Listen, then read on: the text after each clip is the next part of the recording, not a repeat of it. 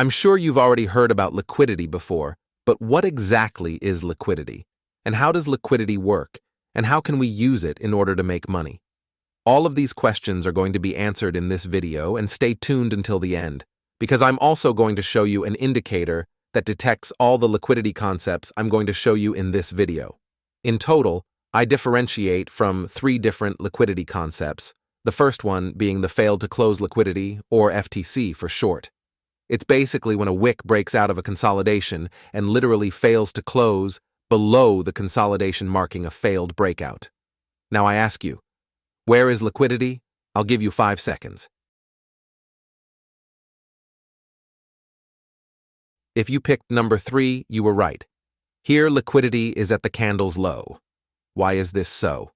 To answer that, we first gonna have to learn what liquidity even is. Liquidity is where a lot of money can be made in a short amount of time. It is where price is the most liquid and big price movements are very likely to happen. But how does liquidity get created? Well, the main source of liquidity are limit and stop orders. So back to our example. Seeing such a beautiful hammer candle will make every retail trader think, oh, I gotta buy. And what happens? They set their stop loss at the low of the wick and wait for price to go up, which it does. A bit. And then it plummets. See, you and I, we are smarter than the basic retail traders who lose all their money in a matter of days, because we know the concepts of the market. And as we see forming this pattern, we come into play and sell and hit all of the stop losses of the retail traders, forcing price to go even more down. So for short, what does liquidity do? It attracts price. Not immediately, but price will always want to get to the liquidity. So the right thing to do would be to wait a bit for price to get to a discount for you and then sell. Before we go to the next liquidity concept, here is a bullish example. It's basically the same as the bearish, but the wick breaks to the upside and attracts price to the upside. Very nice. But this was just the simplest one of the 3 concepts I'm going to show you, so keep watching. The second and most important concept is the failed to break, or FTB.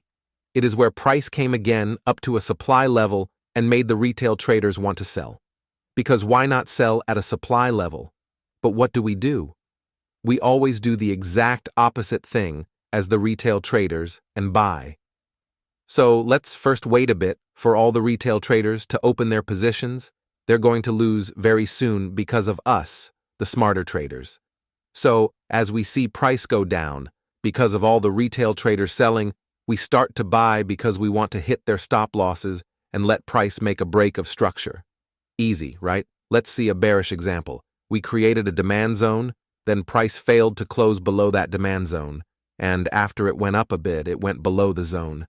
And the cool thing is that the FTB pattern is also visible by just looking at very few candles. Here's the supply zone, where all the retail traders set their stop loss, and then price got attracted by this level. But what I now showed you doesn't always happen. This can also be the case. Our concepts are smart and often do what they predict, but they're not 100% accurate. So what do we do when we see them fail? We widen our concepts and see this as just another pattern. So what is this one called? It's the stop hunt. It's where our hunt to bring price as high as possible was stopped. So how does this happen? Basically, when there were 2 less stop losses for us to break, aka liquidity, we were just able to grab it. I'm pretty sure you've already heard of a liquidity grab. A stop hunt is basically liquidity grab. And what happens after a liquidity grab? Price reverses and goes down without all the retail traders that wanted to sell earlier because their stop loss just got hit by us. See? No matter what we do, we always win. The smart ones are always a step ahead of the losing ones. So for short, price went a bit over the supply zone, just hitting our own take profits of our buy orders earlier, and because there was 2 less liquidity, price reverses. So now we got everything covered. Let's see a last example where every single concept is visible. Price created a supply zone. Price went down and starts to consolidate. A wick fails to close above the consolidation. We buy and win.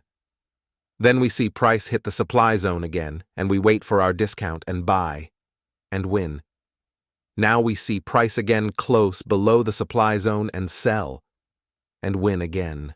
But who wants to always look at the chart and have to search these patterns for hours, when you can simply just use my indicator to detect them and even give you a buy or sell signal? What's better when someone does the work for you? And the coolest thing is that it detects every single concept we learned in this video, and you can even determine in the settings which one you want to see and how you want to see it. The link to the indicator is in the description. But if you're lucky, you'll win the indicator for free, and the winner is going to be announced in my Discord. So you better join my Discord with the link in the description. Also, check out the Ultimate Money Concepts, my most advanced and powerful indicator so far. And the best thing is that you'll get both my AMD and Liquidity Concepts indicator for free as a bonus.